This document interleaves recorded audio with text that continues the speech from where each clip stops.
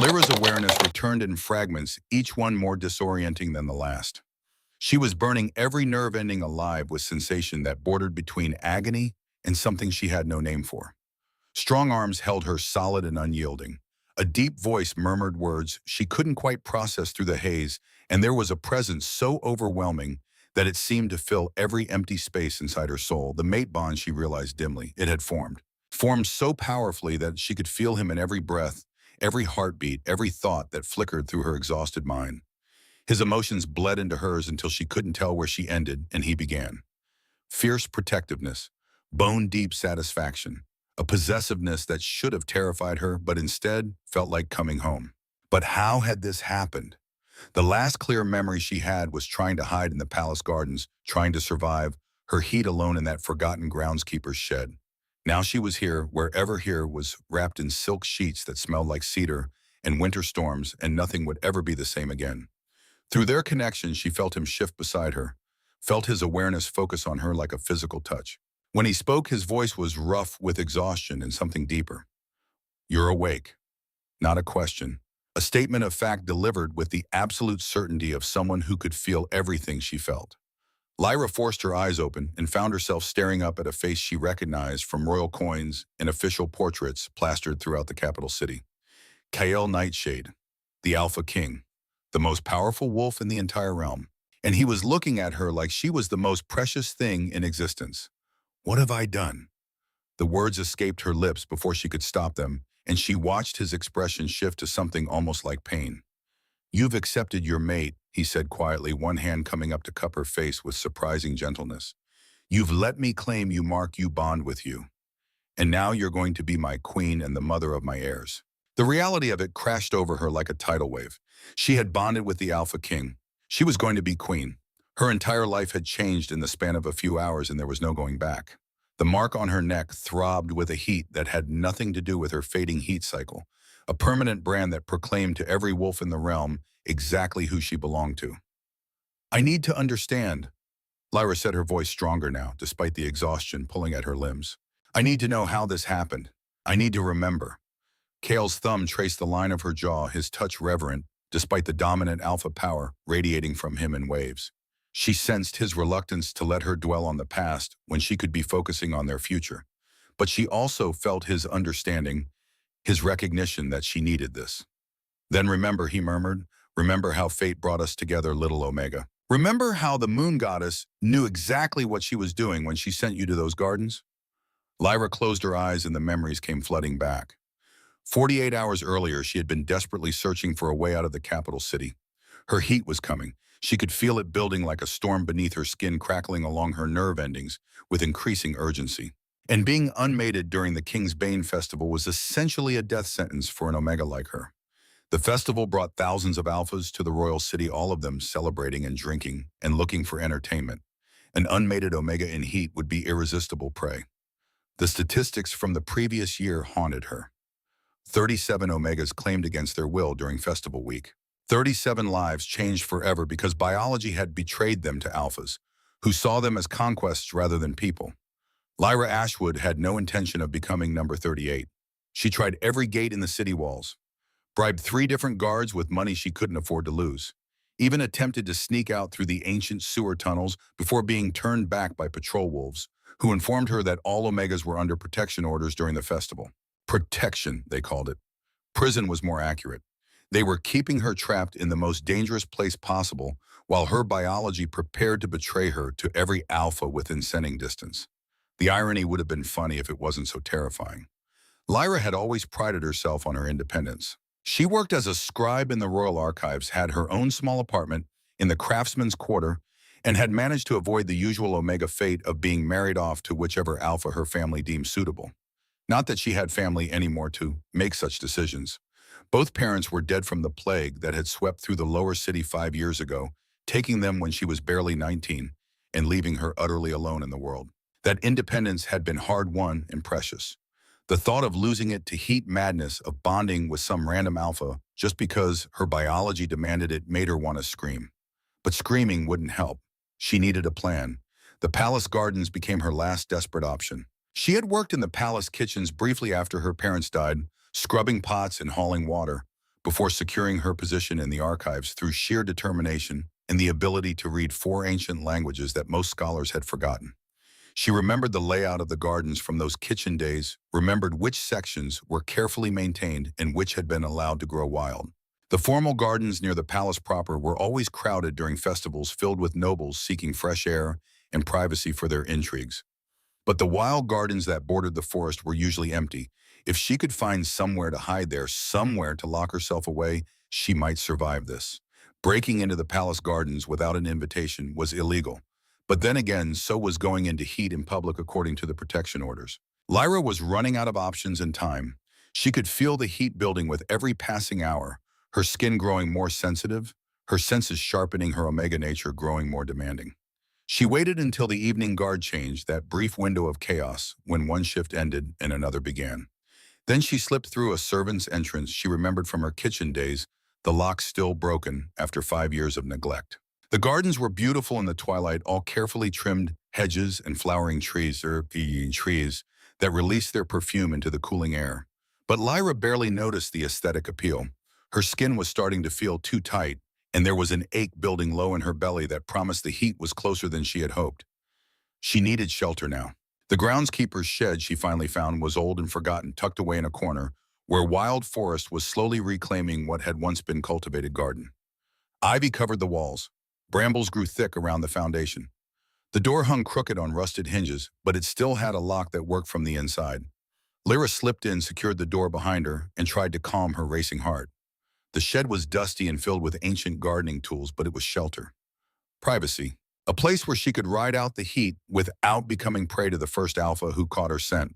She had blankets stolen from a merchant cart, water bottles filled from a public fountain, some food that would keep for a few days. She could survive here for 3 or 4 days until the heat passed. She had to. The first wave hit 2 hours after sunset, and Lyra realized immediately that this heat was different from her previous ones. Stronger, more demanding. Like her omega nature had decided it was done waiting and was demanding satisfaction now immediately with an intensity that left no room for negotiation. She stripped off her outer clothes with shaking hands, already feeling like the fabric was suffocating her. The rough wool of her dress felt like sandpaper against her hypersensitive skin. Even the soft cotton of her undergarments was too much. She kicked them aside and tried to make herself comfortable on the pile of blankets. But comfort was an impossible goal when her entire body was screaming for something she didn't have and didn't want. This was going to be worse than she had feared. So much worse. Her body knew what it wanted, knew what it needed with a certainty that overrode all logical thought. It wanted an alpha's claim. Wanted strong hands and dominant commands, and the feeling of being filled and taken and bred until there was no question of whose omega she was. But Lyra had no alpha and wanted none. She had seen too many omegas lose themselves in heat bonds, waking up mated to alphas they barely knew and trapped in lives they never chose. She would rather suffer through heat after heat alone than risk that fate. Better to be lonely than owned. The cramps intensified as the night deepened, waves of need that left her gasping and shaking on the blankets. She tried to ease the ache herself, but it was like trying to satisfy hunger with air. Her body knew the difference between her own touch and what it really craved, and it wasn't accepting substitutes. By midnight, Lyra was lost in a haze of sensation, barely aware of anything beyond the desperate need consuming her from the inside out. Her omega nature was howling, demanding, insisting that something was wrong, that her true mate was near, that if she just called out, if she just let her scent carry, he would come and give her everything she needed. She didn't hear footsteps approaching the shed, didn't sense the presence outside until the door opened and a voice cut through her fever like a knife through silk. An omega in heat trespassing in the royal gardens. This is unexpected. Lyra's eyes snapped open, and even through the heat haze, she recognized the man standing in the doorway. Everyone in the realm knew that face from coins and official portraits. The strong jaw, the dark hair that fell across his forehead, the eyes that captured light like a predator's. Kyle Nightshade, the Alphaking, stood before her in simple dark clothes rather than royal regalia. But there was no mistaking his identity. He was tall and powerfully built with the kind of presence that made the small shed feel even smaller, made the air feel thick and heavy with potential. And his scent. The moment it hit her, Lyra's heat surged with renewed intensity that bordered on painful. Her omega nature recognized something in that scent, something that called to her on a level deeper than conscious thought. This was what she needed. what her body had been waiting for. And every instinct was screaming at her to submit to present, to beg this alpha to claim her and make the terrible ache go away. No. Lyra managed, though her voice shook with the effort of denial. Please, I just need to stay here until it passes. I won't cause trouble. I'll leave as soon as I can. The king stepped fully into the shed, and she watched his entire body go rigid as her scent hit him with full force. His hands clenched into fists at his sides. His jaw tightened until she could see the muscle jumping beneath the skin. When he spoke again, his voice had dropped to something rough and barely controlled the sound of an alpha fighting his most basic instincts. You can't stay here. Your scent is going to draw every unmated alpha in the city within the hour. It's not safe. I know, Lyra whispered, hating how weak she sounded, how desperate. But the guards won't let me leave the city, and I have nowhere else to go. This was my only option. She watched him wrestle with something, saw the moment his control nearly slipped, saw the way his pupils dilated until his eyes were almost entirely black. Saw him force the control back into place through what looked like sheer willpower alone. His scent was changing, taking on the sharp edge that meant a rut was approaching, and Lyra realized with horror that her heat was triggering his alpha nature. I should leave, the king said, but he didn't move toward the door, didn't take a single step away from her. I should call for guards to take you somewhere secure, somewhere protected. He paused, and Lyra felt his internal war. Duty versus desire. Control versus instinct. The loneliness of 20 years alone versus the impossible temptation of a true mate finally within reach. But if I'm being honest, he continued, his voice dropping even lower, I'm not sure I can walk away. Your scent is calling to my alpha in ways I've never experienced before, and it's taking everything I have not to answer that call. Don't, Lyra said, though she wasn't entirely sure if she was begging him to leave or to stay. Her omega nature was singing with certainty, insisting that this alpha was hers, that fate itself had arranged this meeting. But her mind was still trying to hold on to logic, to self-preservation, to the independence she had fought so hard to maintain. Please, I don't want to be claimed. I don't want to bond. I just want to survive this alone. The king's expression shifted to something that looked almost like pain. He moved closer, each step deliberate and controlled, until he was kneeling beside her pile of blankets. Close enough that she could feel the heat radiating from his body. Close enough that his scent wrapped around her like a physical thing, making her omega nature purr with want. I understand that, he said, quietly, one hand reaching out but stopping just short of touching her, as if he didn't quite trust himself to maintain control, if skin met skin. But you need to understand something too. An omega in heat this strong is rare. Your biology is calling for a mate, calling loudly enough that my alpha is responding, even though I've resisted rut for 2 decades. My entire reign, I've never felt the pull of a true mate, never felt anything close to this certainty. He paused, his hand still hovering in the air between them, and Lyra found herself holding her breath. If you stay here, if I stay here, instinct is going to override reason for both of us. The heat will make you desperate enough to beg, and my rut will make me willing to give you everything you beg for. And when it's over, we'll be bonded, permanently, irrevocably. Neither of us will walk away from this unchanged. Lyra knew she should tell him to leave, should push him away while she still had the rationality to make that choice, should protect the independence she valued more than almost anything else in her life. But another wave of heat crashed through her, so intense it left her gasping and writhing on the blankets. Her skin felt like it was on fire. The ache inside her was growing unbearable. And before she could stop herself, she had reached out and grabbed his arm. The contact sent electricity racing through her entire body, a jolt of sensation so intense it bordered on painful. She heard the king make a sound that was half curse, half prayer, and felt the way his control shuddered and cracked under the weight of their combined need. Please, the word escaped her lips before she could stop it, her omega nature overriding every logical thought. It hurts so much, please make it stop. The king's control shattered. She could see it happen, could see the exact moment when alpha instinct overrode centuries of royal training and self-discipline. His eyes darkened to pure black. His scent spiked with aggressive possession, and when he spoke, his voice carried the absolute authority of an alpha claiming what was rightfully his. Mine, he growled, and then his mouth was on hers. The kiss ignited something in Lyra that went far beyond heat. This wasn't just need anymore, wasn't just biology demanding satisfaction. This was recognition. The kind of soul-deep acknowledgement that she had always dismissed as romantic fantasy, The idea that somewhere in the world there was one perfect person meant just for you. Her Omega nature wasn't just attracted to him. It was singing with absolute certainty that this was right, that this Alpha was hers, and she was his, and nothing else in the world mattered, except this moment, this connection, this perfect rightness of finally finding what she had been missing without even knowing it was missing. The king pulled back just enough to speak, his forehead resting against hers, his breath coming in harsh pants that matched her own. She could feel his emotions as clearly as her own now, desire, need. 20 years of loneliness finally ending.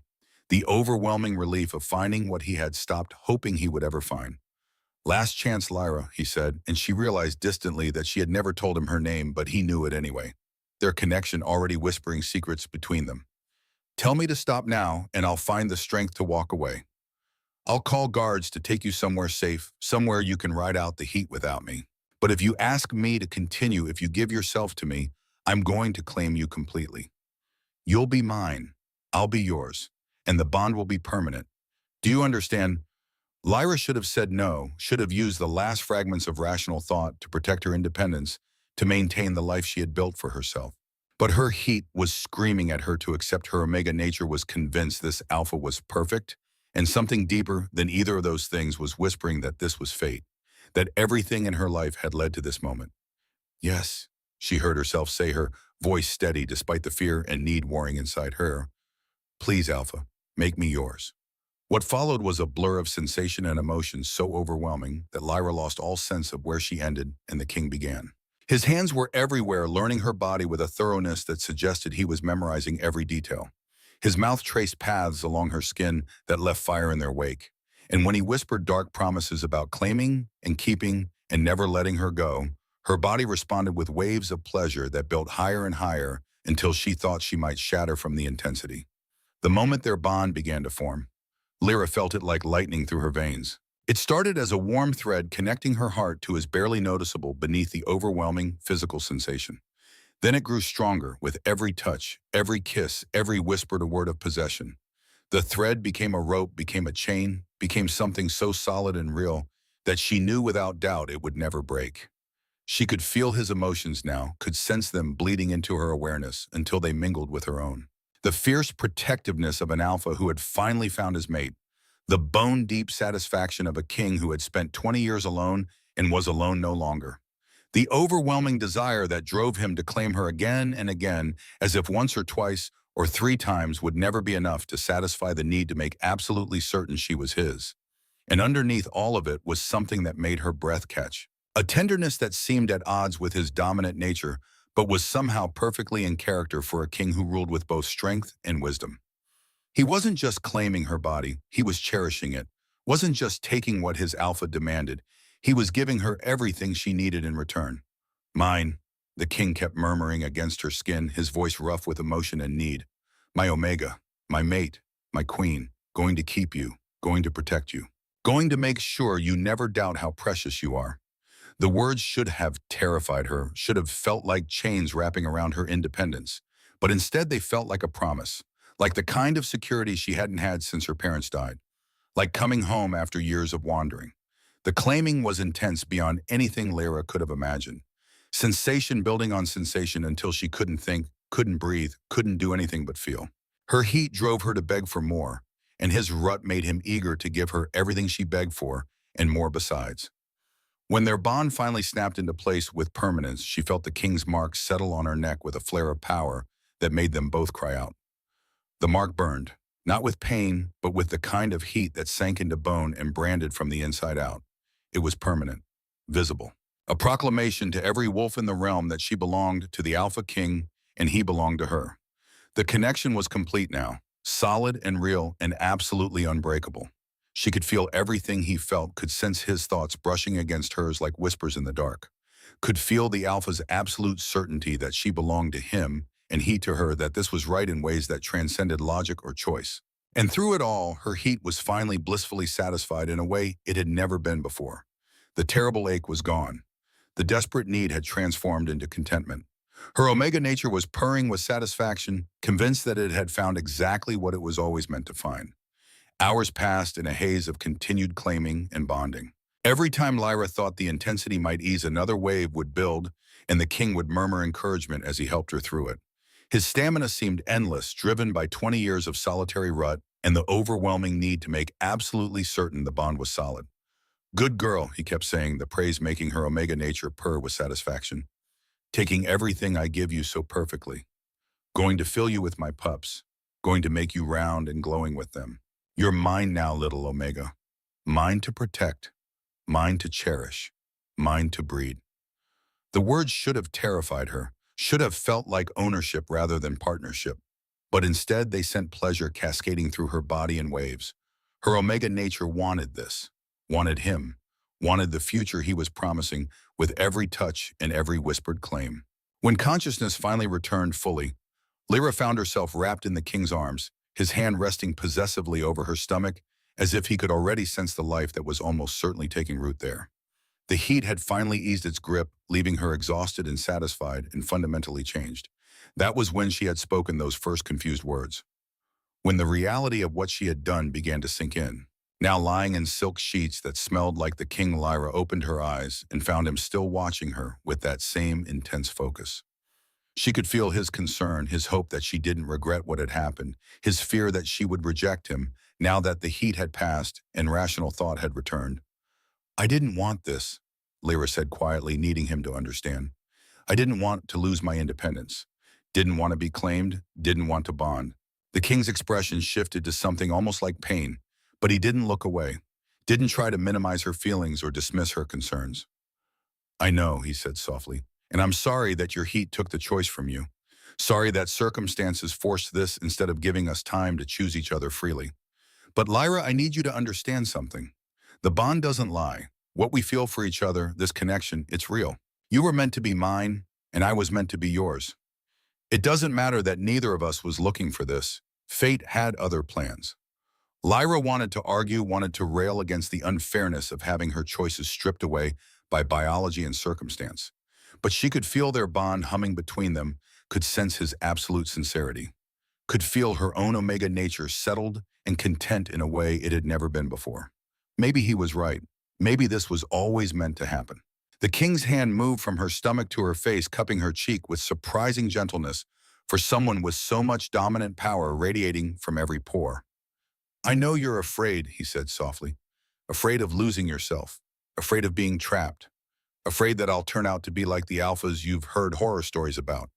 But I promise you, Lyra, I didn't become king by being cruel or thoughtless.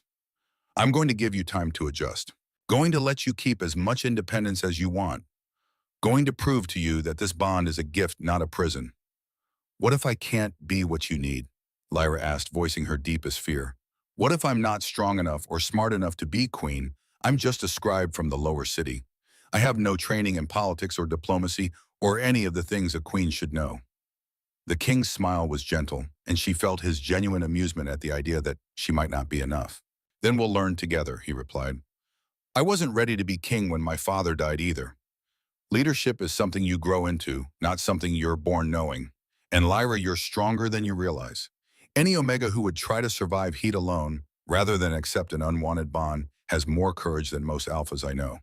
You'll be an incredible queen once you give yourself permission to believe it. The compliment warmed something in her chest, and Lyra felt herself relaxing slightly against the pillows. She could sense that he truly believed what he was saying, that this wasn't empty flattery or manipulation. He genuinely saw strength in her that she had never recognized in herself. What happens now, she asked, already knowing the answer, but needing to hear it said aloud. Now we return to the palace. The king said, his expression growing more serious. We announce our bonding to the court. I formally make you my queen. And we begin building a life together. But first, we should probably discuss the fact that your heat was strong enough that conception is almost certainly guaranteed. You're going to carry my heirs, Lyra, probably sooner rather than later. The words should have terrified her, should have felt like yet another loss of control over her own life and body. But instead, Lyra felt a strange sense of rightness settle over her. Her Omega nature wanted pups, wanted to carry this alpha's children, wanted to build the family that her heat had been demanding all along. I don't know how to be a mother, she admitted, her voice small. My own mother died when I was barely grown. I have no example to follow, no experience with children. The king's hand moved to cover hers, his fingers threading through hers with easy intimacy. Neither did mine, he said gently. But she learned, and you will too. And you won't be alone in it, Lyra.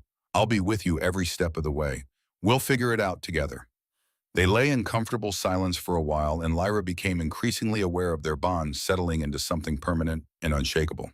She could feel the king's contentment, his satisfaction at having finally claimed his mate, his fierce protectiveness already extending to the possibility of pups growing inside her. The future stretched before her, uncertain and terrifying, and nothing like what she had planned. But she could also feel the king's absolute commitment to making sure she never regretted accepting from him, could sense his determination to prove that this bond was the best thing that had ever happened to either of them. Maybe, just maybe, he was right. The throne room doors opened with a sound like thunder, and 200 nobles turned as one to stare at their king and the unknown Omega on his arm.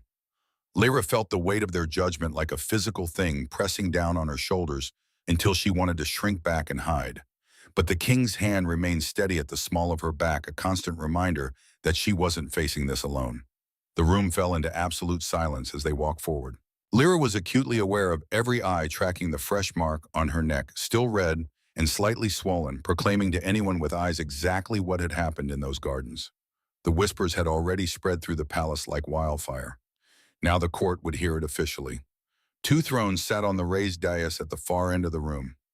Lyra's breath caught as she noticed that one was slightly smaller than the other, clearly feminine in design despite its grandeur. The king had been prepared for this moment, had hoped for it even if he hadn't known when or how his mate would appear. Kale led her up the steps with the kind of natural authority that came from 20 years of absolute rule. When they reached the thrones, he waited until she was seated before taking his own seat, and even that simple gesture felt significant. He wasn't treating her like an afterthought or a possession to be displayed. He was honoring her as an equal, at least in this moment. The king surveyed his court with an expression that brooked no argument, his alpha power pressing down on the room until even the most dominant wolves shifted uncomfortably. When he spoke, his voice carried to every corner of the vast space.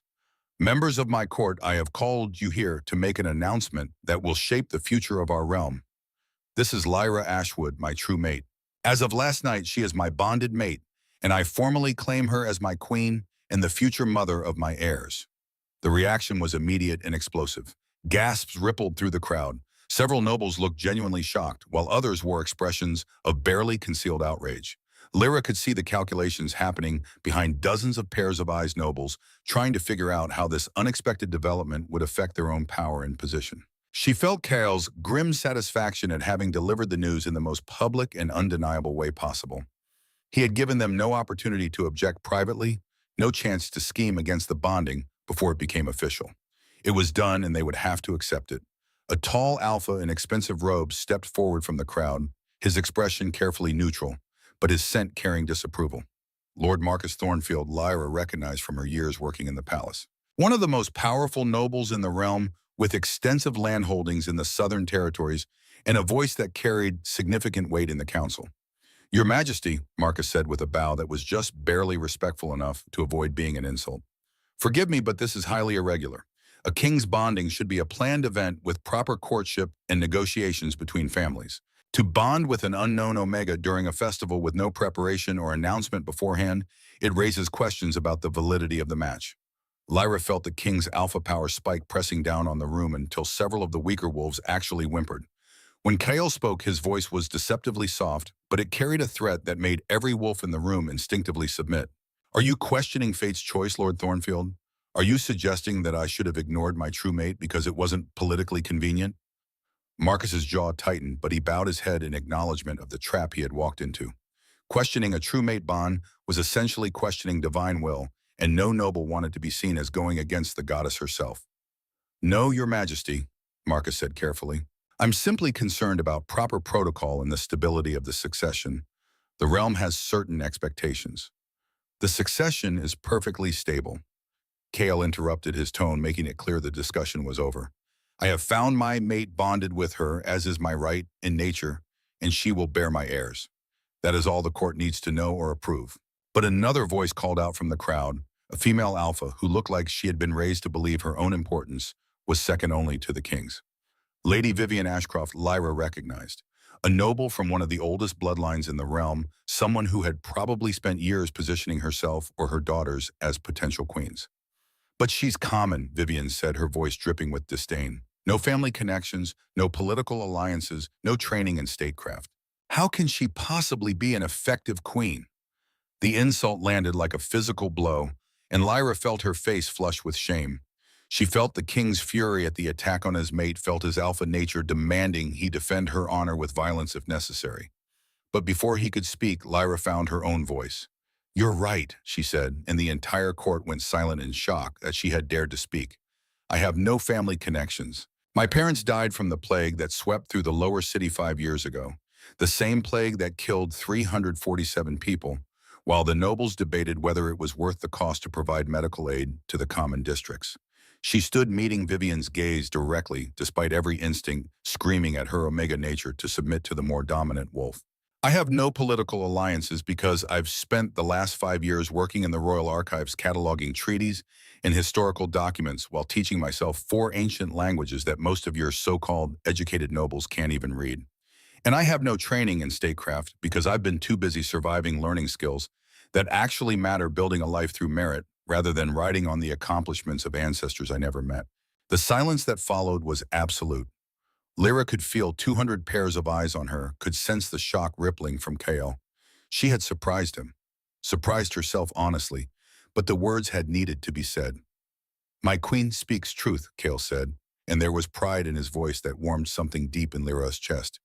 "She has something more valuable than any of those things you mentioned, Lady Ashcroft. She has integrity, courage, and a good heart. She survived alone after losing everything, built a life through her own effort, and proved her character in ways that your carefully bred daughters never have. And more importantly, she is mine. Anyone who questions her worth is questioning my judgment as your king. Is that clear?" The warning in his tone was unmistakable. Around the room, nobles bowed their heads in acknowledgement, though Lyra could see the resentment still simmering in many eyes. This wasn't over. The court had been given their orders, but that didn't mean they accepted her. "Good," Kale said, his hand finding hers and squeezing gently. "Then I expect all of you to treat your queen with the respect she deserves. She will be learning her new role, and I will personally deal with anyone who makes that process more difficult than it needs to be. You may all return to your duties and spread the word that the king has found his mate." The dismissal was clear. Nobles began to file out, and Lyra could hear the whispers starting up again, the moment they thought they were out of earshot. She tried not to let it bother her, tried to remember Kael's faith in her, but it was hard not to feel like an imposter wearing a crown she hadn't earned. When the last noble had left and the doors closed behind them, Lyra felt her knees go weak. The adrenaline that had carried her through the announcement was fading, leaving exhaustion and fear in its wake. Kale caught her before she could stumble, his arms wrapping around her with the kind of protective strength that made her omega nature purr, despite her emotional turmoil. "You were magnificent," he murmured against her hair. "Watching you stand up to Vivian, seeing you defend yourself, instead of waiting for me to do it, that was exactly what this court needed to see." "I was terrified," Lyra admitted, her face pressed against his chest. "Did you hear them, Kyle? They think I trapped you somehow. Think I'm using the bond to gain power I don't deserve." "Let them think whatever they want," Kale replied, his hand stroking soothingly down her back. "Their opinions don't change the truth. You're my mate, and anyone who questions that is questioning divine will. Give them time, Lyra. Once they see that you're not going to destroy the kingdom or cause political chaos, they'll settle down." Lyra wanted to believe him, but the doubt was already creeping in. What if she did destroy things? What if her lack of training and experience caused problems she couldn't foresee? What if she failed him? Failed the realm, failed herself. The first week after the announcement was harder than anything Lyra had ever experienced. There were protocol lessons with stern tutors who made it clear they thought she was hopelessly beneath the position. Council meetings where she sat silent and ignorant while nobles discussed policies she barely understood. State dinners where she had to navigate complex social hierarchies, size, and remember which fork to use for which course. She made mistakes, used the wrong form of address for a visiting diplomat, suggested a reform in council that was immediately shot down with barely concealed mockery, overheard nobles referring to her as the scribe queen with sneers in their voices. But there were small victories too. An older servant named Margaret, who had also come from common birth decades ago, took pity on her and offered practical advice about palace life. The royal physician, Dr. Aldrich, treated her with kindness and respect that seemed genuine rather than forced. And the captain of the guard, a grizzled wolf named Alaric Steele, judged her by her character rather than her birth, and offered his protection without hesitation. Most importantly, there was Kael.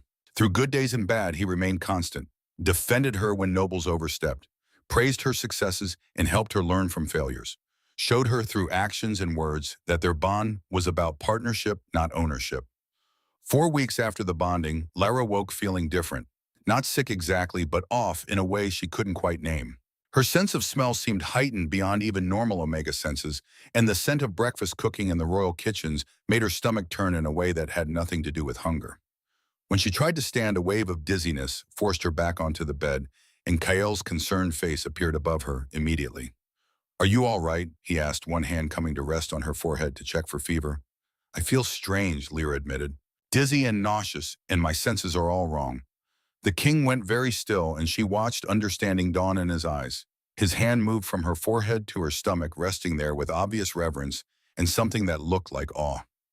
"Lyra," he said quietly, and she could hear the satisfaction in his voice even as he tried to keep his tone neutral. "When was your last cycle?" She started to answer, then realized she didn't have an answer. Between the stress of the bonding and adjusting to her new role, she hadn't been paying attention to her body's rhythms. Her last cycle should have come 2 weeks ago, and she hadn't even noticed it didn't arrive. "I don't know," she admitted. "I haven't had one since before the bonding, but I thought that was just stress." The king's hand pressed more firmly against her stomach, and she felt his overwhelming joy mixed with fierce protectiveness. His alpha nature was already responding to the possibility of pups, already preparing to defend his mate and offspring against any threat. "It's not stress," he said, and his smile was brilliant with pride and happiness. "You're carrying my pup Lyra, our child, the heir to the throne." The word should have terrified her, should have felt like yet another loss of control over her own body and future. But instead, Lyra felt a strange sense of rightness settle over her. Her omega nature had known before her conscious mind caught up, had been preparing for this moment since the bonding, since the heat that had driven them together with such intensity. She was going to be a mother, going to carry the king's child, going to bring new life into a world that suddenly felt both more dangerous and more precious than ever before. "I'm going to be a mother," she whispered, the reality finally sinking in. "Kael, I don't know how to be a mother. My own mother died when I was barely grown. I have no example to follow." The king pulled her close, holding her against his chest with the kind of tenderness that always surprised her given his dominant nature. "Neither did mine," he said gently, "but she learned, and you will too. And Lyra, you won't be alone in this. I'll be with you every step of the way. We'll figure it out together just like we're figuring out everything else together." She felt his absolute sincerity, felt his commitment to being a true partner in this, not just a distant father who left all the child rearing to others. It helped ease some of the fear, though plenty remained. The royal healer confirmed the pregnancy later that day, pronouncing Lyra 4 weeks along and healthy. The announcement to the court came that evening, and the reactions were predictably mixed. Some nobles seemed genuinely pleased, seeing it as proof that the bond was real and the succession was secure. Others used it as more ammunition for their criticisms, muttering about lower city origins mixing with royal lines, and questioning whether the child would be worthy of the throne. Lady Vivian's reaction was particularly venomous. At a state dinner 2 nights after the announcement, she made a comment just loud enough to be overheard about how fortunate it was that conception had occurred so quickly. The implication was clear. She was suggesting that Lyra had somehow trapped the king, that the pregnancy was suspiciously convenient. For the first time since becoming queen, Lyra felt genuine anger override her uncertainty. She set down her fork with deliberate care and met Vivian's gaze directly across the table. "Are you suggesting something improper, Lady Ashcroft?" she asked, her voice calm but carrying a steel edge she didn't know she possessed. Vivian's eyes widened slightly, clearly not expecting the quiet Omega to challenge her directly.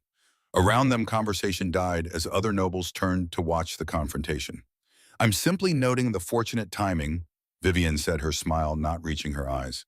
"Some might find it convenient." "Convenient," Lyra repeated, letting the word hang in the air. "You find it convenient that a bonded pair joined during the female's heat cycle, when conception is almost guaranteed, would conceive a child within the expected time frame that seems less like convenience and more like biology, working exactly as intended." She stood, and even though Vivian was a more dominant alpha, the Omega Queen's presence commanded attention. "But I understand why you might struggle with the concept," Lyra continued, her voice carrying throughout the now silent dining hall. After all, you've spent years trying to engineer political matches and strategic alliances, trying to force connections that were never meant to be. It must be difficult to comprehend what happens when fate actually brings true mates together. When the bond is real rather than manufactured. When biology and divine will align perfectly. The silence that followed was absolute. Lyra could feel Kael's pride and approval, could sense his alpha nature preening at watching his mate defend herself and their child with such eloquence. It was Lord Marcus who broke the tension, rising from his seat and bowing respectfully to Lyra. "Well said, Your Majesty," he said, and there was genuine respect in his voice. "The realm is fortunate to have a queen who speaks with such clarity and conviction." The words surprised her, coming from someone who had initially opposed the bonding. But when she met his eyes, she saw something that looked almost like approval, like he had been testing her, waiting to see if she would crumble under pressure or stand firm. After the dinner ended and they returned to their private chambers, Marcus requested a private audience with Lyra.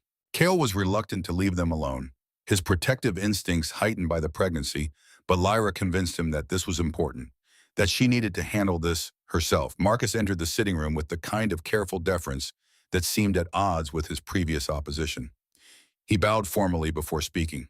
"Your Majesty, I want to apologize for my initial reaction to your bonding. I opposed it publicly because I felt I had to test you. The court needed to see if you would crumble under pressure or stand firm, if you would hide behind the king's protection or find your own strength." He paused, meeting her eyes directly. "You've proven stronger than I expected. The reforms you've started proposing for the lower city show real understanding of the common people's needs. Your work with the archives has given you insight into historical precedents that could guide current policy. And tonight, watching you handle Vivian with such grace and steel, I realized something. This realm doesn't need another noble-born queen who knows protocol but has no concept of real struggle. It needs exactly what you are. Someone who remembers what it's like to be powerless, who understands suffering firsthand, who can bridge the gap between the palace and the people."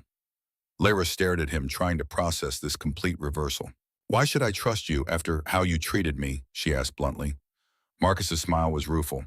"Because I care about this realm more than I care about tradition or my own wounded pride.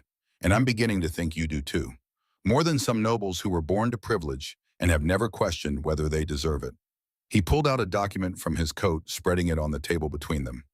"This is a proposal for a clean water initiative in the lower districts. 12 new wells properly maintained with funds allocated from the festival budget. It would cost approximately $50,000 and could prevent an estimated 212 deaths per year from waterborne illness." Lyra's breath caught. This was exactly the kind of reform she had been wanting to propose but hadn't felt confident enough to push for. "The council will resist," she said, her mind already working through the political implications. "They'll say it's too expensive, that the commoners are used to their conditions." "Let them resist," Marcus replied. "You have the king's support. You have moral authority on your side, and now you have mine. If you're willing to accept my counsel, I'll help you navigate the political waters. Together we can push this through." It felt like a turning point, like the first real ally she had found in the treacherous world of court politics. Lyra reached out and took the document, scanning through the detailed plans and budget projections. "I accept it," she said, "both the alliance and the advice. But Lord Thornfield, I need you to understand something. I won't be a puppet queen who lets others pull the strings. If we work together, it's as partners, equals, not as a noble condescending to guide a common girl who's in over her head." Marcus's smile widened into something that looked like genuine respect. "I wouldn't have it any other way, Your Majesty." Over the following weeks, Lyra threw herself into the Clean Water Initiative with determination that surprised even herself. She worked with Marcus and other advisors, learning the intricacies of budget allocation and political negotiation. She met with engineers to understand the technical requirements. She visited the lower districts herself against the protests of her security detail to see firsthand the conditions that needed to be addressed. The council meeting where she presented the proposal was one of the most terrifying moments of her life. Standing before 24 powerful nobles, many of whom still questioned her right to be there, and making the case for spending significant resources on people they considered beneath their concern. "The lower districts have a population of approximately 12,000 people." She began, her voice steady despite her racing heart. "Currently, they rely on 4 public wells, 3 of which are contaminated with waste runoff from the tanning district. Last year alone, we had 63 documented deaths from dysentery and another 147 from typhoid. Most of the victims were children under the age of 5. She could see several council members shifting uncomfortably at the statistics, but others looked unmoved. The proposal before you would add 12 new wells in strategic locations, each with proper drainage and maintenance protocols. The total cost is $50,000, which represents approximately 8% of the annual festival budget. In return, we would save an estimated 212 lives per year and significantly improve the health and productivity of a significant portion of our population. A heavy-set alpha named Lord Daxton spoke up, his voice dismissive. With all due respect, Your Majesty, the commoners have always lived with these conditions. They're used to it, and $50,000 is a significant expense for people who contribute relatively little to the realm's economy. Lyra felt anger flare in her chest, but she kept her voice calm and measured. I lived in those districts, Lord Daxton. I watched my parents die from preventable illness because there wasn't clean water or adequate medical care. And I can assure you, no one gets used to watching their children die of thirst and disease. As for economic contribution, those 12,000 people include the laborers who build your estates, the servants who maintain your households, the craftsmen who create the goods you purchase. They're not contributing less to the economy. They're simply receiving less benefit from it. She pulled out another document, one she and Marcus had prepared specifically for this argument. Furthermore, if you look at the economic analysis, healthy workers are more productive workers. The estimated increase in labor output alone would recoup the initial investment within 3 years. This isn't charity. It's sound economic policy that also happens to be morally right. The debate continued for another hour with various nobles raising objections and Lyra countering each one with facts and logic.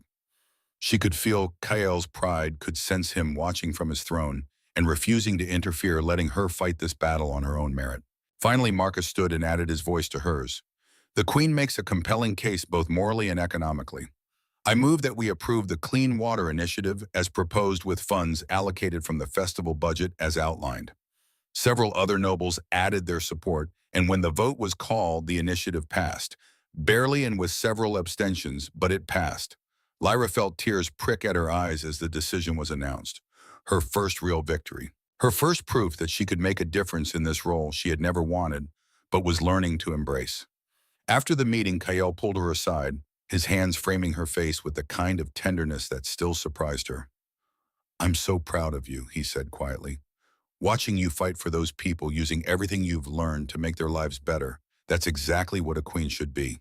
You're going to be incredible at this, Lyra. You already are. The words warmed something deep in her chest, and for the first time since the bonding, Lyra felt like maybe she actually belonged here. Like maybe fate had known what it was doing when it brought her to those gardens. But even as she celebrated the victory, darker forces were already moving against her. Forces that saw her rise from the lower city to queen as a threat to everything they valued. And they were preparing to strike in ways she couldn't yet anticipate. The state dinner 3 weeks after the Clean Water Initiative passed should have been a celebration. Lyra had received word that morning that the first 4 wells were already operational, and early reports showed families lining up for clean water with gratitude that made her chest tight with emotion. She was 12 weeks pregnant, now the slight swell of her stomach just beginning to show beneath her elegant gown, and for the first time since the bonding, she felt like she might actually be succeeding at this impossible role. The dining hall glittered with candlelight, and crystal nobles gathered to celebrate successful trade negotiations with the Western territories. Lyra sat at Kael's right hand, navigating conversation with visiting dignitaries and trying to ignore the occasional hostile glance from nobles who still resented her presence. The wine was served midway through the third course, poured by servants who moved through the hall with practiced efficiency. Lyra lifted her glass to her lips, took a small sip as protocol demanded, and immediately tasted something bitter beneath the sweet vintage. Wrong. Something was wrong. She set the glass down carefully, her heart beginning to race. Kael immediately sensed her distress and turned to her with concern evident in his eyes. Lyra, what is it? Before she could answer, a wave of dizziness hit her so hard that the room tilted. She gripped the edge of the table trying to stay upright and noticed Lady Vivian sitting 3 seats away, watching her with an expression that was almost startled, as if something wasn't happening the way it should. Kael was on his feet, instantly catching Lyra before she could fall, his voice cutting through the dining hall with alpha authority. Dr. Aldrich, now! The elderly physician appeared within moments, his experienced hands checking her pulse and examining her eyes with growing alarm. He leaned close to Kael, his voice barely a whisper, But Lyra's enhanced Omega senses caught every word. "The wine, Your Majesty. I need to test the wine immediately." Kale's entire body went rigid, his alpha power exploding outward with such force that every wolf in the room instinctively submitted, heads bowing and necks baring in automatic response to a king's rage. When he spoke, his voice was deadly calm, in a way that was far more terrifying than shouting would have been. "No one leaves this room. Captain Steele, seal all exits. Dr. Aldrich, test that wine. And someone explain to me why my pregnant mate just collapsed at my own dining table." The next 30 minutes were chaos, barely contained by Kale's iron control. Dr. Aldrich ran tests on the wine while Lyra sat in a chair brought by servants, still dizzy but conscious enough to understand the gravity of what was happening. The physician's face was grim when he returned. "Moonsbane root, Your Majesty. Not a lethal dose for an adult wolf, but more than enough to cause miscarriage in a pregnant Omega. If Her Majesty had consumed the full glass instead of just a sip, we would have lost the child within hours." The silence that followed was absolute. Lyra felt her hand move instinctively to her stomach, protecting the life growing there even as her mind struggled to process that someone had tried to murder her baby, her child, the heir to the throne. She felt Kale's fury like a living thing barely leashed and straining against his control. His alpha nature was screaming for blood, for vengeance, for the right to tear apart whoever had threatened his mate and offspring. "Everyone remains seated," Kale said, his voice carrying the weight of absolute command. "No one leaves until we find who did this. Captain Steele, bring me the servant who poured the queen's wine." Alaric Steele moved through the frozen nobles with military precision, returning moments later with a young female servant who looked absolutely terrified. The girl couldn't have been more than 20, her hands shaking as she was brought before the king's throne. "I didn't know," she sobbed before anyone could question her. "I swear I didn't know what it was. A lady paid me to add powder to the queen's glass. She said it was just a harmless herb to help with pregnancy sickness. She threatened my family if I didn't do it. Please, Your Majesty, I have 3 younger siblings who depend on me." "Which lady?" Kale demanded, though Lyra could already guess the answer from the way Vivian had gone absolutely still and pale. The servant pointed with a trembling hand directly at Lady Vivian Ashcroft. The dining hall erupted in whispers and gasps. Vivian stood abruptly, her chair scraping against marble, her expression shifting rapidly from shock to defiance. "This is absurd. The word of a common servant against a noble of my standing." "Captain Steele," Kale interrupted, his tone allowing no argument. "Search Lady Ashcroft's chambers. I want every document, every letter, every scrap of evidence brought to me within the hour." What they found was damning beyond anything Lyra could have imagined.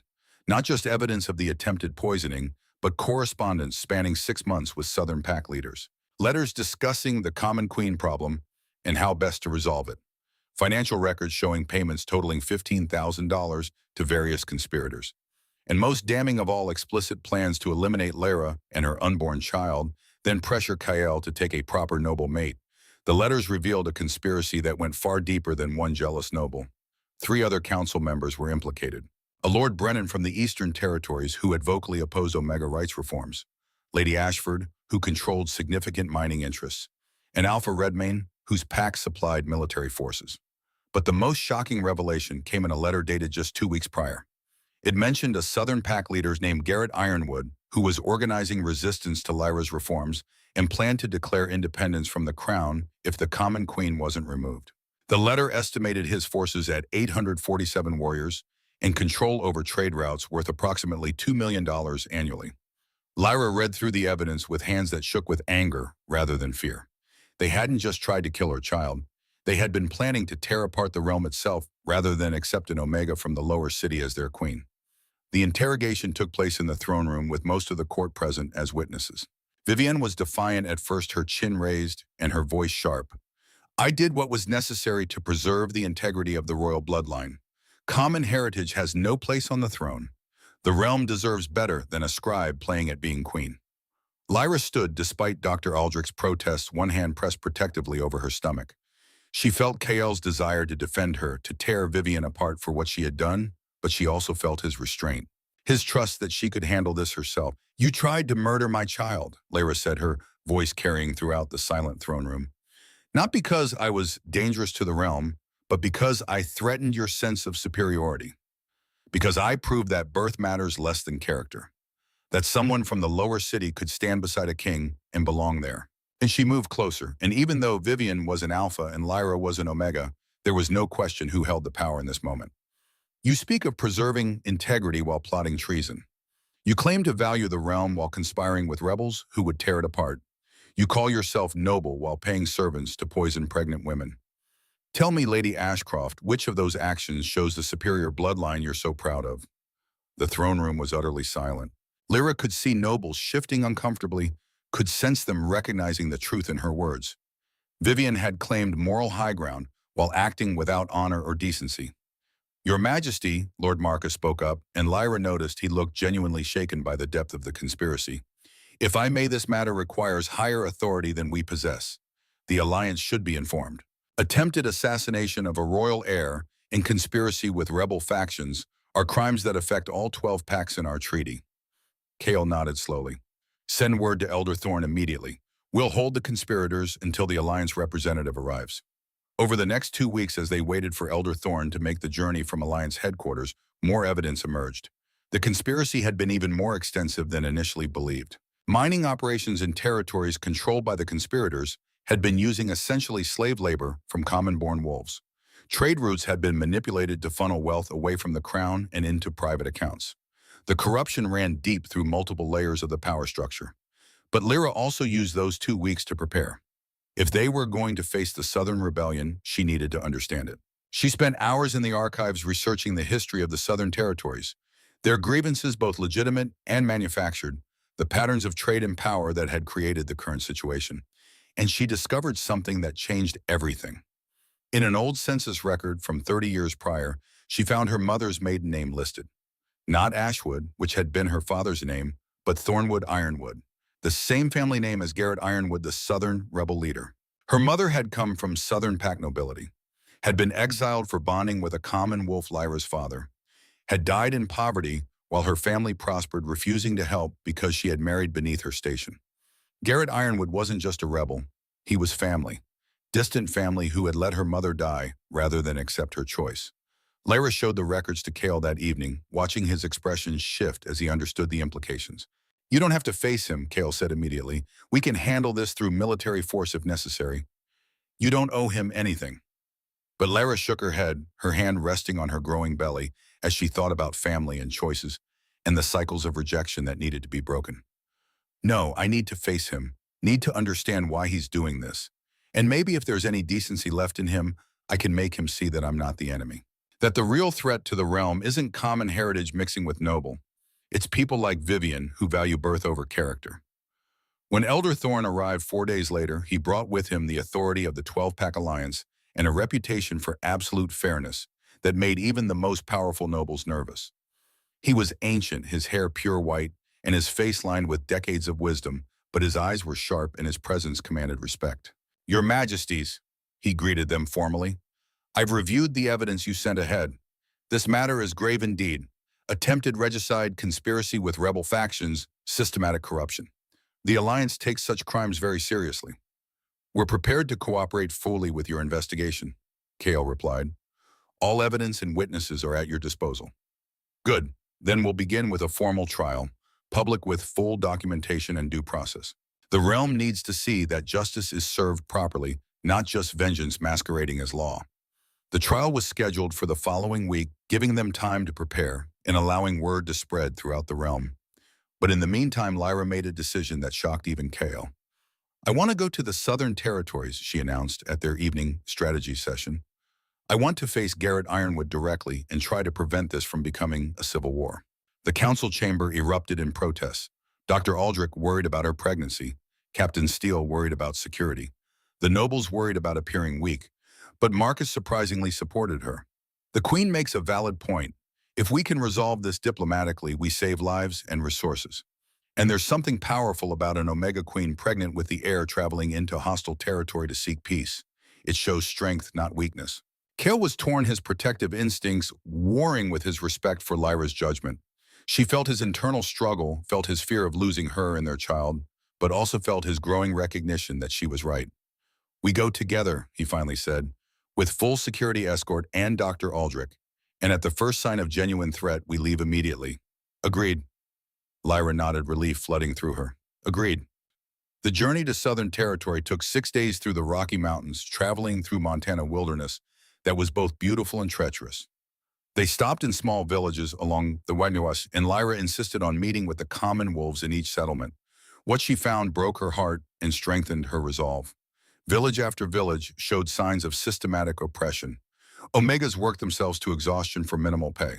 Children went without education because schools were only funded in noble districts. Medical care was non-existent for anyone who couldn't afford the outrageous fees charged by pack physicians. The Southern nobles weren't just corrupt. They were cruel, using their power to extract every possible advantage from wolves who had no ability to fight back. But Lyra also saw something else. Saw the hope that sparked in common wolves' eyes when they realized the queen was one of them. Saw mothers bring their children forward just to see an Omega who had risen from nothing to stand beside a king. Saw the beginning of grassroots support that had nothing to do with politics and everything to do with representation. They see themselves in you, Kale observed one evening as they watched families gather around their campfire. They're starting to believe that change is possible because you're proof it can happen. By the time they reached Ironwood territory, word had spread ahead of them. 512 warriors were assembled at the compound when they arrived, weapons visible but not immediately threatening. And standing at their center was Garrett Ironwood himself. He was a massive alpha, easily as tall as KL, and broader through the shoulders, with iron gray hair and eyes that held decades of anger. When he spoke, his voice carried across the assembled crowd with natural authority. "So the common queen dares to enter our lands. Bold or foolish? I haven't decided which yet." Lyra climbed down from their traveling carriage despite Kale's protective hand trying to keep her safe inside. She stood before Garrett with her chin raised and her hand resting on her visible pregnancy, meeting his gaze without flinching. "I'm not here to fight you, Alpha Ironwood. I'm here to understand why you're willing to tear apart the realm rather than accept me as queen." "You abandoned your people," Garrett shot back, and Lyra could hear genuine rage beneath the words. "Your mother left the pack, married beneath her station, and you grew up in poverty while you could have been here, protected, family. And now you come back wearing a crown and expect us to bow." The accusation hit like a physical blow, because there was truth in it, even if the blame was misdirected. "My mother left because you exiled her," Lyra replied, her voice steady despite the emotion churning in her chest. "Because she chose love over status, and your family couldn't accept it. She died in poverty while you prospered, and you never once offered help. Never once acknowledged that she was still your blood, still deserving of basic decency." She took a step closer, watching Garrett's expression shift from anger to something that might have been shame. "You want to talk about abandonment? You abandoned her, let her die alone because her choice offended your pride. And now you punish me for her decision, for surviving the exile your family imposed." The crowd had gone absolutely silent, wolves watching as the Omega Queen confronted one of the most powerful alphas in the Southern Territories with nothing but words and truth. "I didn't come here to claim family ties or ask for acceptance," Lyra continued. "I came here to tell you that what you're doing hurts the very wolves you claim to protect. The common people in your territories are suffering. I've seen it. Villages without clean water or medical care or education.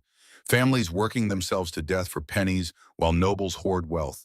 That's what your rebellion is really defending. Not tradition or bloodlines. Corruption and cruelty." Garrett's jaw clenched, but he didn't immediately respond. Lyra pressed her advantage. "I'm proposing reforms that would help those people. Clean water, fair wages, educational opportunities, medical care. The nobles conspiring against me aren't fighting for the realm's good. They're fighting to keep their power over wolves who can't fight back." "And you think you can change that?" Garrett asked, skepticism clear in his voice. "One common Omega against centuries of tradition." "I already am changing it," Lyra replied. "The Clean Water Initiative is operational. 318 families in the capital have access to clean wells for the first time in generations. And I'm not done. I won't be done until every wolf in this realm has the basic dignity my mother was denied. The dignity you denied her." Something shifted in Garrett's expression. Pain, maybe, or recognition of truth he had been avoiding. "She would have wanted this," he said quietly, and Lyra realized he was talking about her mother. "Would have wanted someone fighting for the wolves we forgot, the ones we pushed aside in pursuit of power and status." He looked around at his assembled warriors, at the nobles standing behind them, at the common wolves watching from the edges of the gathering. "The queen speaks truth," he announced, his voice carrying authority that made wolves straighten instinctively. Our rebellion isn't about protecting tradition, it's about protecting privilege. And I won't lead wolves into civil war to defend corruption. The crowd erupted in confused murmurs. Several nobles looked outraged, but Garrett ignored them. But I won't just take your word for it either, he said, turning back to Lyra. You say you want to help the common wolves. Prove it. Face the challenge of worth. 3 trials to prove your knowledge, judgment, and character. Pass them, and I'll acknowledge you as queen and pledge the Southern Territory's loyalty. Fail, and we declare independence. Lyra felt Kale's protest, felt his alpha nature demanding he refuse on her behalf. But this was her fight, and they both knew it. I accept, she said firmly. What are the trials? Garrett's smile was grim. Test 1 begins at dawn tomorrow. Knowledge of law. You claim to understand the common people's needs. Prove you also understand the legal frameworks that govern them. The first test came with sunrise, held in a massive gathering hall where hundreds of wolves could witness. Garrett presented a complex scenario, a border dispute between 2 packs where historical treaties, property rights, and resource allocation all collided. Resolve this according to pack law, Garrett commanded. Show us you have the knowledge to lead. Lyra took a deep breath, drawing on her years in the archives. She had studied these exact treaties, had memorized the provisions that most nobles ignored because they were written in ancient dialects. The Treaty of Red Mountain, ratified 218 years ago, established that border disputes involving waterways must prioritize access for smaller packs. She began, her voice carrying clearly. Section 12, paragraph 7 specifically states that historical use patterns supersede later claims when resources are limited. She outlined the solution, citing 3 different historical precedents and explaining how they applied to the current scenario. When she finished, even Garrett looked impressed. Knowledge proven, he acknowledged. But knowledge without wisdom is useless. Tomorrow, test 2, judgment. The second test was the one Lyra had been both dreading and preparing for, the trial. The next morning, Garrett had Vivian and her co-conspirators brought forward in chains along with Elder Thorn and a full complement of Alliance representatives. A temporary tribunal had been erected with seats for 500 witnesses. This wasn't just about Lyra proving herself. This was about delivering justice publicly, showing the realm that the rule of law mattered more than the desires of the powerful. Lyra took her place at the center of the tribunal, Kale seated beside her but deliberately silent. This was her test, and he would not interfere. Test 2, Garrett announced, wisdom and judgment. These prisoners stand accused of crimes against the crown. You will preside over their trial. Show us you have the wisdom to deliver justice fairly. Elder Thorn stepped forward. The Alliance recognizes this tribunal. Let the trial begin. Lyra's heart was pounding, but she kept her voice steady. Bring forward the first accused, Lady Vivian Ashcroft.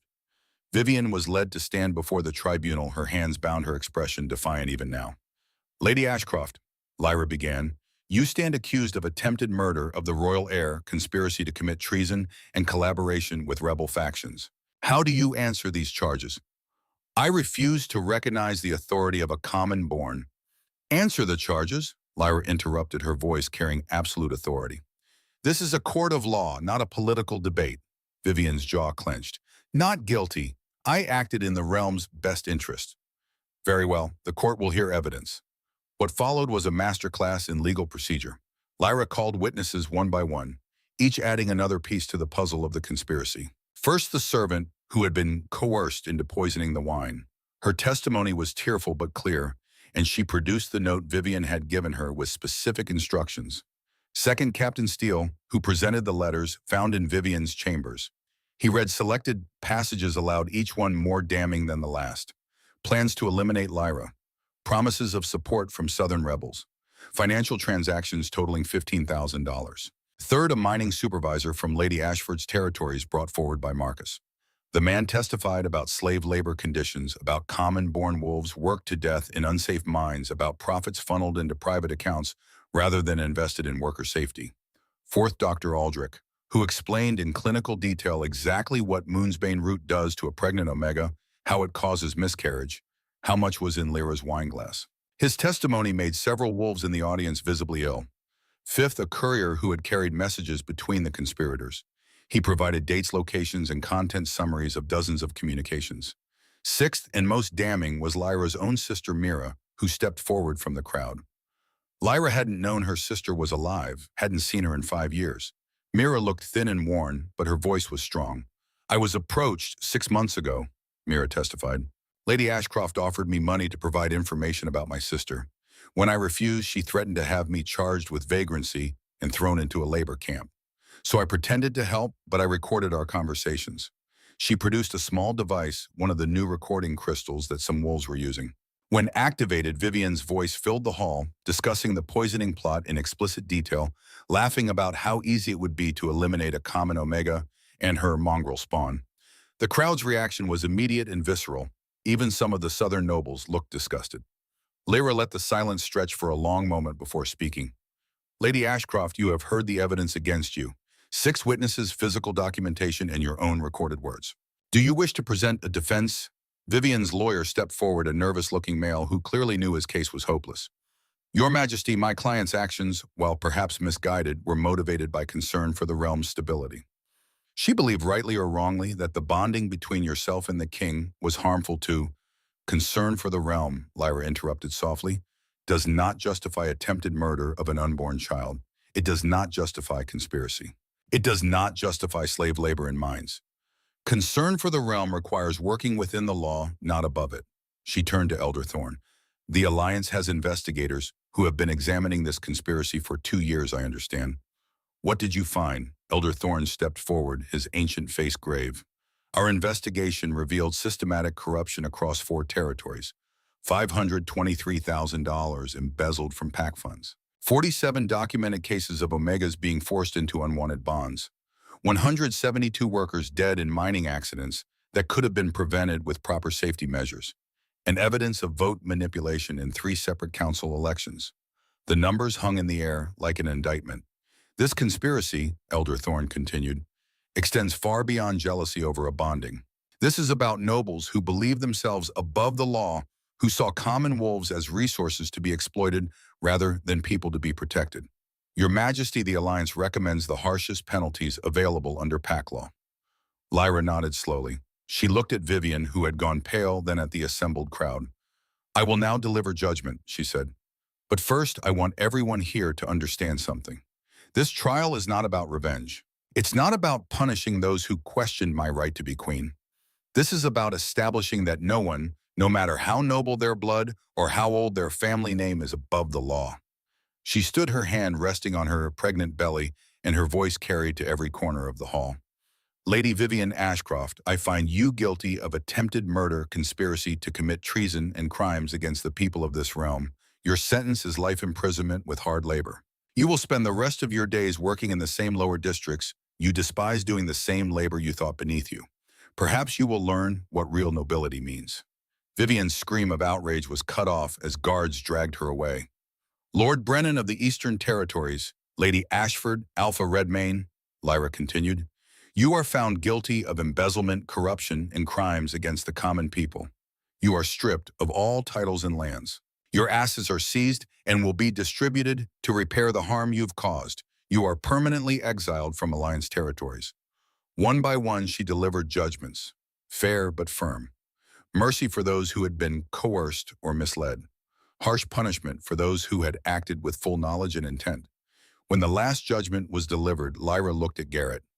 Test 2 is complete, she said quietly. I have shown you judgment. Not the judgment of revenge, but the judgment of law. Is this acceptable? Garrett was silent for a long moment, then he nodded slowly. Acceptable. More than acceptable. You've proven you understand that justice must be blind to status and birth. He paused, then added, your mother would be proud of what you've become. The words hit Lyra harder than any criticism could have. She felt tears sting her eyes but blinked them back. Thank you, she whispered. That means more than you know. Garrett stood. There is no need for a third test. You have proven your knowledge, your judgment, and through both your character. I, Garrett Ironwood, acknowledge Lyra Ashwood as the rightful queen of this realm. The Southern Territories pledge our loyalty to the crown. He dropped to one knee, and behind him 500 wolves followed suit in a wave of submission that felt like vindication and relief all at once. Lyra felt Kale's pride flooding through their bone, felt his alpha nature preening at watching his mate win the respect of the most difficult pack in the realm through merit and wisdom rather than force. Rise, Lyra said, her voice thick with emotion. All of you please rise. We have much work to do, and I'll need your help to do it properly.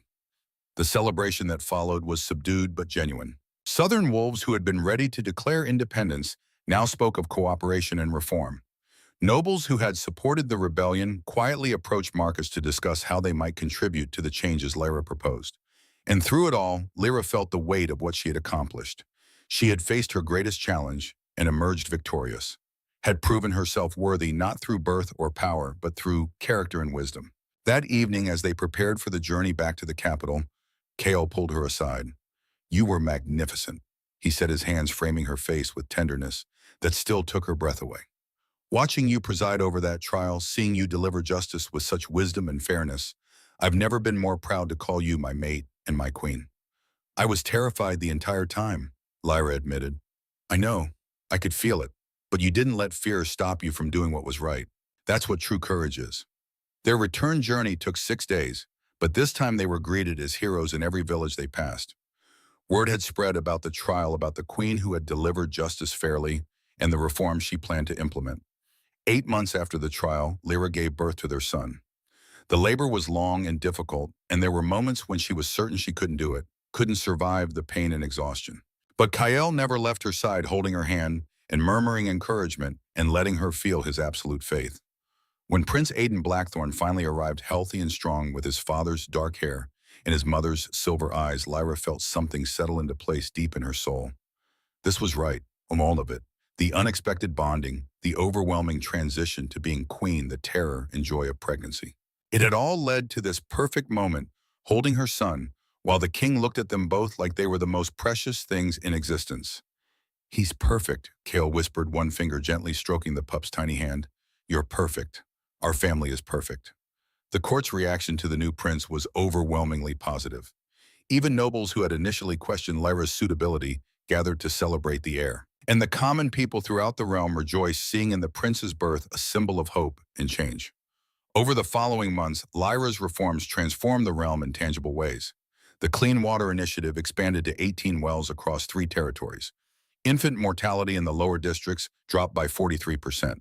New Omega protection laws passed, making forced bonding illegal and establishing legal recourse for abuse. Educational programs were funded, giving common-born wolves opportunities for advancement that had never existed before. The political landscape shifted too. Marcus became chief royal advisor, a position he filled with wisdom and dedication. Garrett visited regularly, building a relationship with Lyra that slowly healed old family wounds.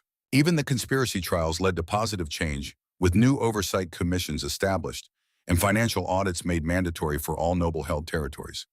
Mira, Lyra's sister, was given a position in the palace and slowly rebuilt her life with her sister's support.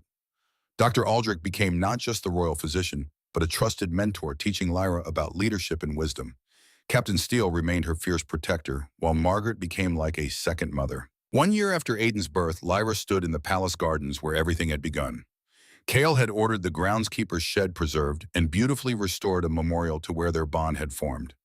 They stood together in the shed, now filled with flowers and soft light filtering through cleaned windows. Lyra's hand rested on her stomach, where twins were just beginning to make their presence known. "A year ago I came here, terrified," Lyra said softly, "trying to hide from fate. I thought bonding meant losing myself, losing my freedom, losing everything I'd built." Kale's arms wrapped around her from behind his hand, covering hers on her belly. "And instead," he prompted. "Instead, I found myself," Lyra replied, "found my strength, found my purpose, found a family and a realm to serve, found you. I found everything I'd been missing for 20 years, Kale murmured against her hair. "You didn't just become my Queen Lyra. You became my home." She turned in his arms, looking up at him with eyes full of love and certainty. "I want to announce something," she said. "A new law. I've been working on it with Marcus and the council." "Tell me." "The Hartwell Accords," Lyra said. "Comprehensive legal reform that codifies everything we've been doing. Omega rights protected permanently. Merit-based appointments for all royal positions. Equal representation for the Southern Territories. Anti-corruption measures with real teeth. And most importantly, a guarantee that every wolf in this realm, regardless of birth, has access to clean water, education, and medical care." Kale's smile was brilliant with pride. "It's perfect. You're going to change this realm forever, Lyra. Not just through our children, but through the systems you're building. Generations from now, wolves will remember Queen Lyra, who transformed an entire society." "We're transforming it," Lyra corrected. together as partners. As equals, Kale agreed a promise he had made from the beginning and kept every day since. The law passed 3 weeks later with overwhelming support. Even nobles who had initially opposed Lyra voted in favor, recognizing that the reforms were making the realm stronger, more prosperous, and more just. 5 years later, Prince Aidan was a bright, curious child of 5, running through the palace gardens with his twin siblings, 4-year-olds Sarah and Dorian. The children played with both noble and common-born companions, a sight that would have been unthinkable just a few years earlier. Lyra stood on the palace balcony, pregnant again, with her 4th child watching her children play. The lower city was visible in the distance, transformed by clean water, new construction, and economic opportunity. Where once there had been poverty and disease, now there was hope and growth. A statue had been erected in the central square of the lower districts. Queen Lyra Ashwood holding a baby in her arms with an inscription that read, "She who remembered us." Kale joined her on the balcony, his arm wrapping around her shoulders. "Any regrets?" he asked, echoing a question he had asked countless times over the years. "None," Lyra replied without hesitation. "This life, this family, this purpose, it's everything I was too afraid to hope for." "You've given me everything too," Kale said. "A mate who challenges me, children who will rule with wisdom and compassion, and a realm that's better than it's ever been." They stood together, watching their children play, watching the sunset paint the transformed city in gold and amber light, watching the future they had built together unfold before them. The groundskeeper's shed was visible in the distance, preserved and honored, a reminder that sometimes the things we fear most become our greatest gifts. Sometimes surrender is the bravest choice. Sometimes being claimed becomes being cherished. And sometimes the Omega who hides in a garden shed becomes the queen who changes history. Not because of who bonded her, but because of who she chose to become.